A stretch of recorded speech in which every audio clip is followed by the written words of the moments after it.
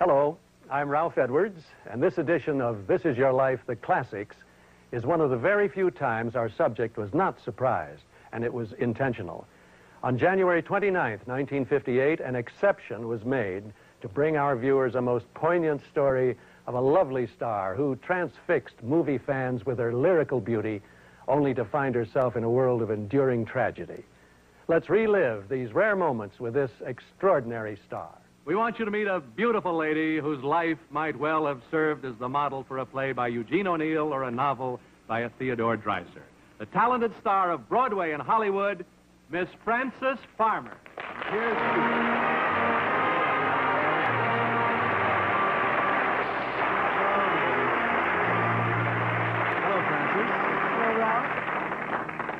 We need not say to you, as we usually do, tonight, this is your life, Frances Pharmer, no? Need we? No, I guess not. We know that there are periods in your life that have left unhappy scars on your memory. What then prompted you to accept our invitation to relive your life with us here, Frances? Well, Ralph, in the first place, I wanted to be able to tell something of my own experiences to help people who have, I know, been in the same kind of predicament. I received so many letters, people who want hope or advice even, which perhaps I can suggest where they can find it. Yes. It's that sort of thing that I wanted to do for them and for myself. I would very much like to correct some impressions which arose out of a lot of stories that were written about me, I guess, but they weren't about me. There's suggesting things that I could possibly have been doing, which I never did. I wasn't in a position to defend myself at the time these stories were published, and I'm very happy to be here tonight to let people see that I am the kind of person I am and not a legend that arose. Right. Well, we're going to try to help you do that, Frances. Other stories accused you of being an alcoholic. Were you, Frances? No, I was never an alcoholic. Did you ever use dope? No, never. Do you want to tell us, Frances, what it was that interrupted your career and brought you to the brink of disaster? Well, Ralph, it was a combination of quite a few things. So much had happened to me as when I became first successful as an actress. Many agonizing decisions arose that I had to make, and I just wasn't mature enough and didn't have time enough to be able to make them without time and peace to think, and I didn't have it, and I had a nervous breakdown. Yes. As a result, you spent nearly 10 years in and out of mental institutions. Child of a broken home, filled with ambitions backed by talent and intelligence, you reached the top rung of the ladder in films and on the stage. Then the curtain comes down on a kind of oblivion, and finally it rises again on the uneasy, hard road back. For all of us has a radiant beginning, filling our parents' hearts with joy and dreams of bright promise for the future. For you, Frances, life begins in Seattle, Washington on September 19th, 1930. How old was your mother when you were born, Frances?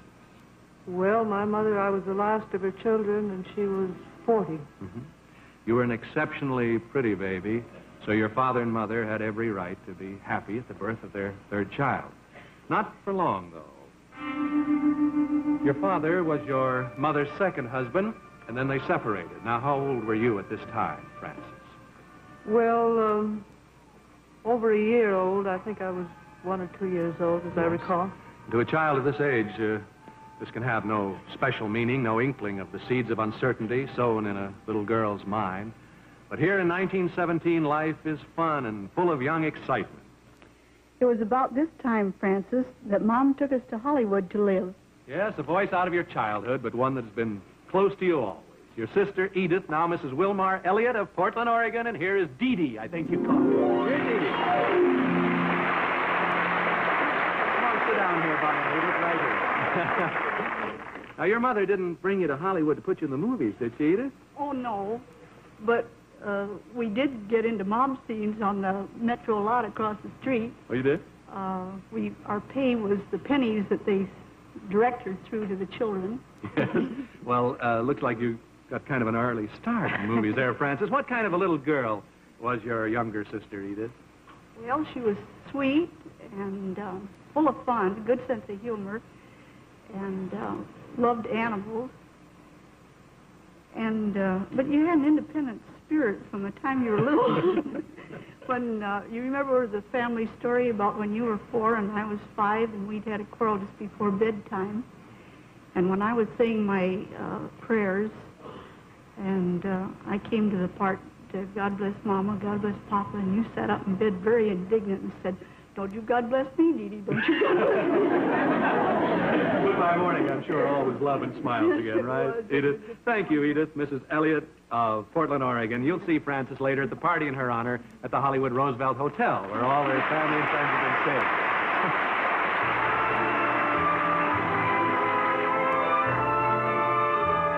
1927 now, Frances, the year you enter West Seattle High School, where I'm sure your name is well remembered for many reasons. When did you move back to Seattle, Frances? Well, as I remember, I was about in the 6th grade. Yes? Now, for the first time, you really come to know your father, don't you? That's right. I've never really known Dad before. He more or less inspired you to advance in higher education, did he not? Well, yes, he did. Dad was a wonderful man and very affectionate and also very proud of his children, and he encouraged all of us to study as much as we wanted to. At one time, I even thought I'd be a lawyer because he was a lawyer. Yes, well, you admired him so much that in your early high school days, you did think of becoming a lawyer. That's right. It was this ambition, I think, that made Francis a star speaker on the high school debating team for 3 years. Well, one teacher you've often said, Frances, inspired and influenced you more than anyone else in your high school days. Here is that teacher, the Miss Chips of your life, Miss Belle McKenzie of Seattle, Washington.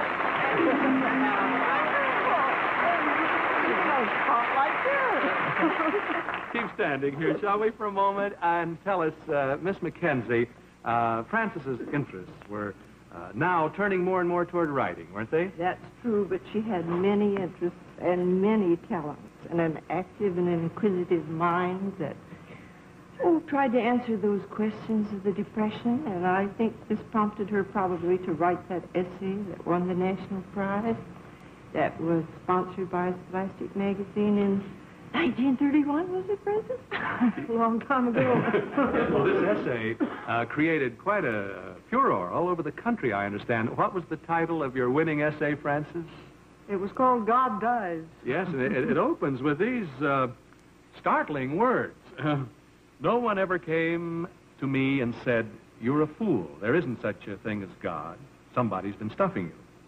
It wasn't murder. I think God just died of old age. When I realized that he wasn't anymore, it didn't shock me. It seemed natural and right. Well, I can see why that would disturb a lot of people coming from a 17-year-old high school girl, Miss McKenzie. Yes, but Francis was trying to say that God helps those who help themselves, and many people didn't understand that. Nor did they understand that a young person grows up in religion as well as other things. That's right. And that probably hurt you. Well, I was surprised, most of all, how other people reacted to it. It seemed to me so natural. Well, you were consistently an honor student, Frances, editor of the school paper, sang in operettas, got your first taste of the theater as the lead in the senior play, The Queen's Husband. Thank you, Miss Belle McKenzie. Thank you. From Seattle.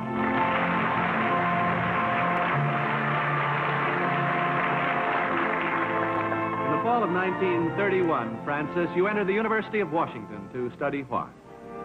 Well, I started journalism first because my brother was a journalist, and I thought maybe I'd be a journalist instead of a lawyer. And then you went into... Well, then I went on into English because my first interest and love in the university was to major in English and eventually write. Yes. However, I got very interested in acting almost my first year, and before I knew it, I'd be switched over to a drama major, and I was acting ever since. And there you come under the influence of another great teacher who guided and inspired you to future greatness on the stage and screen. The head of the School of the Drama at the University of Washington, Professor Glenn Hughes. Yes, Professor Hughes.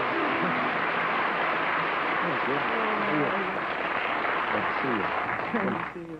What was your estimate of Frances Pharmer, age 18, when she first entered drama school at the university there, Professor Hughes? Well, of course, in the first place, she was very lovely. Secondly, she was intelligent and eager. She always had a sort of intellectual chip on her shoulder, and her dramatic talent was a bit slow in developing. But we didn't worry about that because we knew the talent was there. She was hard to cast. So it was the third year that she was with us before we found a vehicle suited to her talent to bring it out to star her. That was the Catherine Cornell role in Sidney Howard's Alien Corn. And she did a very beautiful job in that, and it started her on her starring career. The play ran 50 nights, which is a record for a college production. It certainly is. Frances didn't finish her college course, did she? No, we're sorry about that, but you see, the point is that while Alien Corn was running, there was something else running. A Seattle local newspaper conducted a subscription campaign, and the prize was a trip to Russia.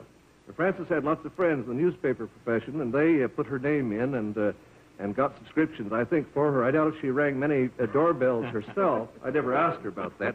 But at any rate, she won, and she got the trip to Russia. The next thing we knew, she was in Moscow.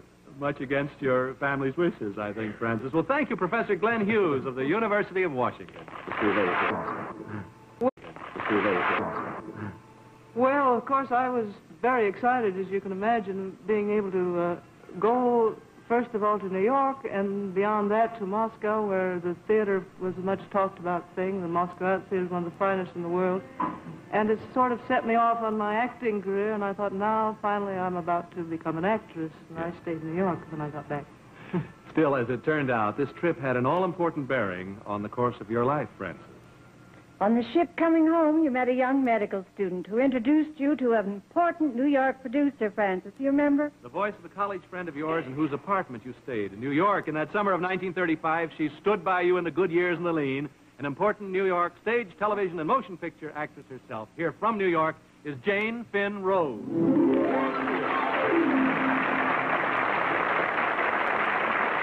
Things happened awfully fast. Won't you be seated there by Frances, Jane? After Frances met this New York producer, didn't they, Jane? Oh, I should say they did. You know, she was tested by Paramount Pictures, and they rushed off the test to Hollywood, and, well, they liked what they saw. And before Frances even knew what had happened, I think she found herself in Hollywood being groomed for stardom. Enough to turn any 21-year-old girl's head. But you attacked the movies, Frances, with serious intent and earnestness under the tutelage of your good friend Phyllis Lawton. This is George Seaton, who's in our audience here tonight, by the way, right up there. With such pictures as Rhythm on the Range with Bing Crosby, Come and Get It with Edward Arnold, Toast of New York with Cary Grant, and Ebb Tide with Ray Milland. You're acclaimed by some critics as a successor to the great Garbo, a frightening challenge to a mere beginner, wouldn't you say, Jane? Yes, I think so, and I think Frances felt it keenly. She was always very serious about her work, Ralph, and well, she didn't think she was ready. She wanted more training, and so she wanted to go to New York and get the kind of training that she thought only the New York stage could provide. Stardom in the movies as against greatness on the stage. This mental dilemma is now your constant companion, Frances. A thank you, Jane Finn Rose of New York, for your part in your friend Frances Farmer's life. With you in the world.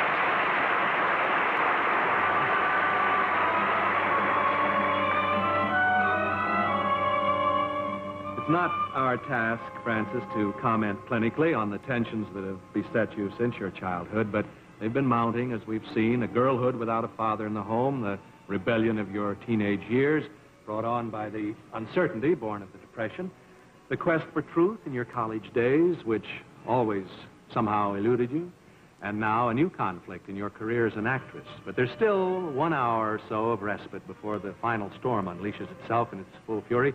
These are the happy years of your marriage to Leif Erikson. Your dream of stardom on Broadway is crowned by your success in Clifford Odets' great hit Golden Boy.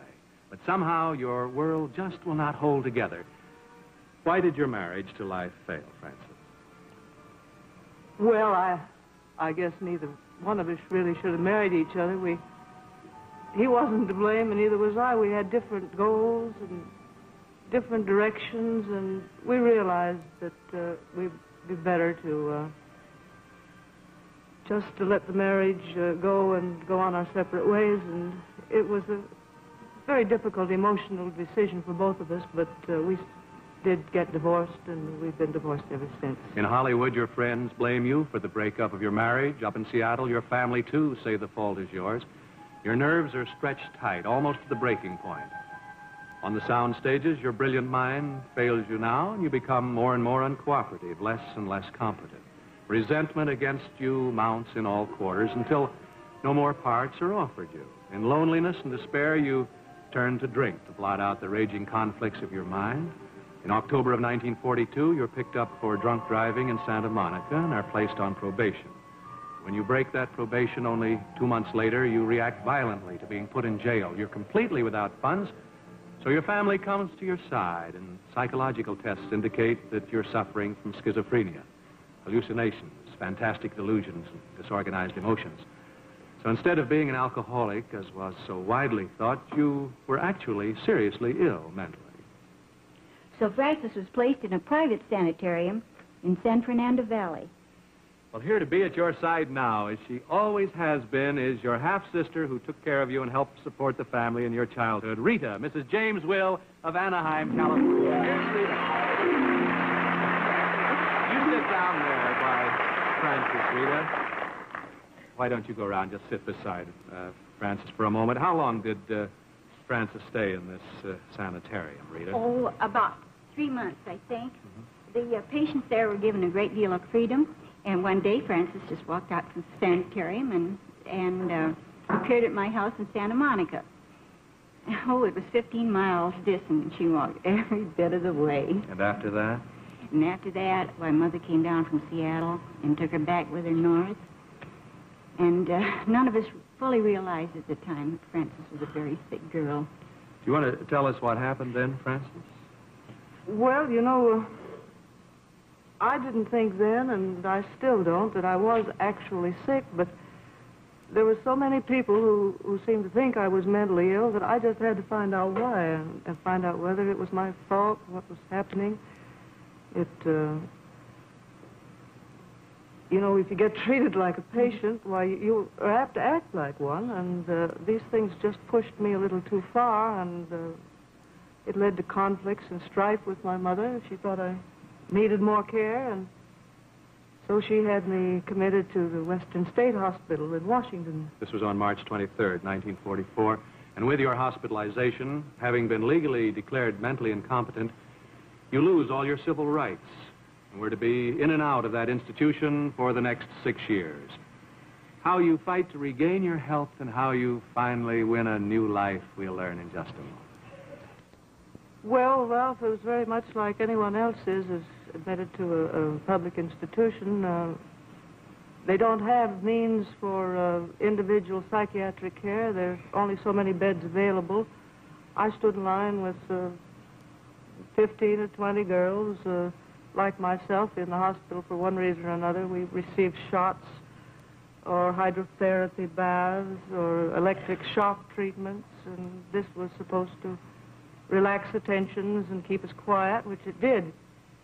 I don't blame the hospital at all. I think they did everything in their power to take care of the enormous number of people they had, but I really don't think it helped me much. Yes.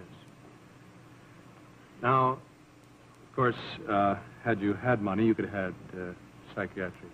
Well, that's the problem with people who have no money at all. There's no other recourse except to an institution like this, and it means that you have to be able to afford proper analysis that could help.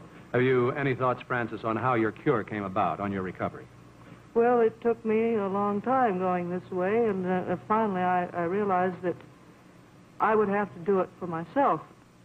Because first of all, any cure, to be effective, has to be based on faith in oneself, which means faith in God. If you don't have that, why, all the tensions that are relaxed till the end of the world won't solve your problems for you, the reason why you are emotionally disturbed. I was able, in a kind of a grim and very lonely battle, to find this faith for myself, or re-find it, and to hang on to it. And it eventually led me out of the hospital and back to church, which I think is the only place where you can find a really potent answer to the problems of the spirit in this world that we live in now. Your faith is rewarded when you're discharged from the Western State Hospital as recovered. Your civil rights are restored in March of 1951.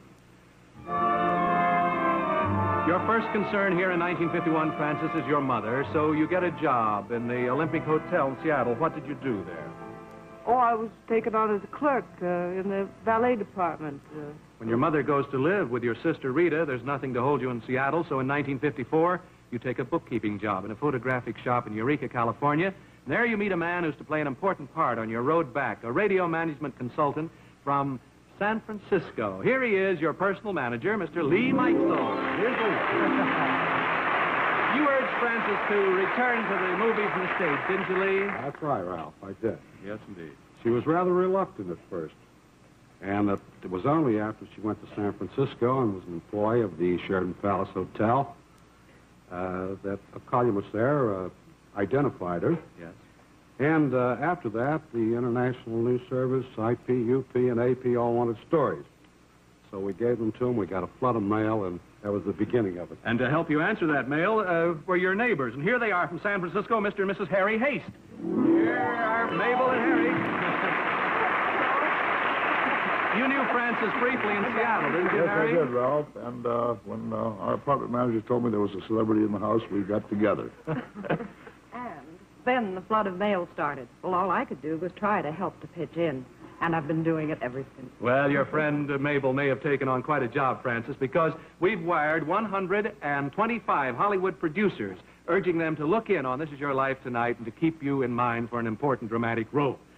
So it looks like you're going to be a busy gal, too, Francis, dashing from interview to interview.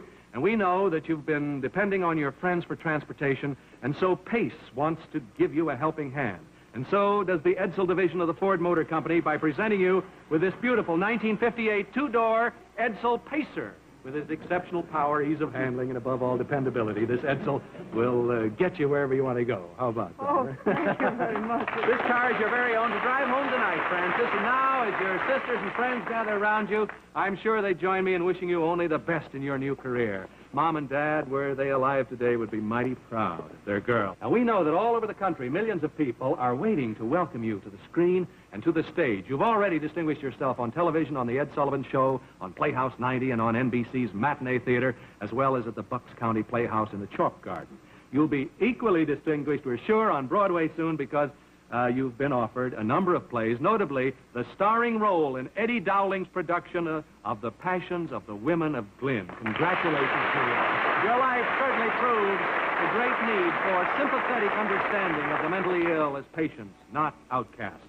And so, Francis Pharmer, one book is closed now, its pages sealed, but another lies wide open before you. With faith in God and confidence in yourself, it'll be a great book. This is your life. Good night. God bless. This was one of our most rewarding and touching shows. In speaking with a family member regarding our adding Francis Pharmer's life to our classics, I was told that it would be wonderful to set the record straight once again as to what Francis's life really was. We're pleased you could join us for this show and hope you'll join us for the next edition of This Is Your Life, the Classics.